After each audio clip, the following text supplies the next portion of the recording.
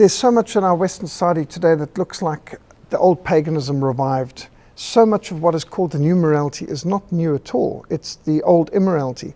It's the old paganism. We know about child sacrifice, human sacrifice.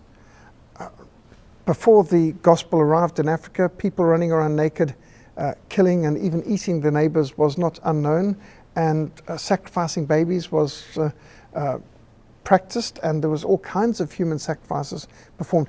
I know an area in the northeast of South Africa called Venda, where the Vendan tribe worships the white crocodile god. And there's Lake Fundudzi. And Lake Fundudzi, they'd have a beauty competition, and the most beautiful girl amongst the Vendan people would be sacrificed to the crocodile god.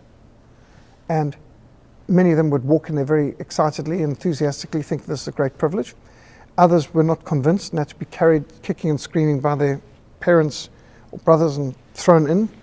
And of course, the crocodile's idea of marriage seemed to be just to eat the poor victim. Now, not a great incentive to be beautiful, but this kind of human sacrifice and this kind of grotesque evil, which you see in witchcraft-dominated societies, we now see in the West. In fact, not only do we see the same body piercings, tattoos, stretching of earlobes and so on, which once the pagan tribes practiced, disfiguring their bodies, which the Bible describes as an abomination. But what about abortion? Is abortion today not like child sacrifice was in the past? Does it make any difference if the baby is killed by a witch doctor wearing skins and rattling bones around his neck with an unhygienic blade, or killed by some sophisticated university graduate in a white coat with clinical environment and sophisticated instruments? Does it make a difference? It's still child sacrifice. The baby's getting killed. And so I think we need to recognize that there's a new paganism coming into the West.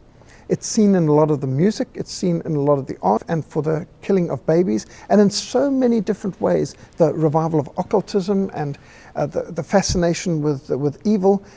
In many ways, a lot of our cities today are darker spiritually than some of the deepest, darkest reaches of the jungle in the Congo were in the past. And it's amazing that in Africa, as we get tens of thousands and millions of Africans moving away from animism and away from witchcraft and coming to Christ in massive people movements.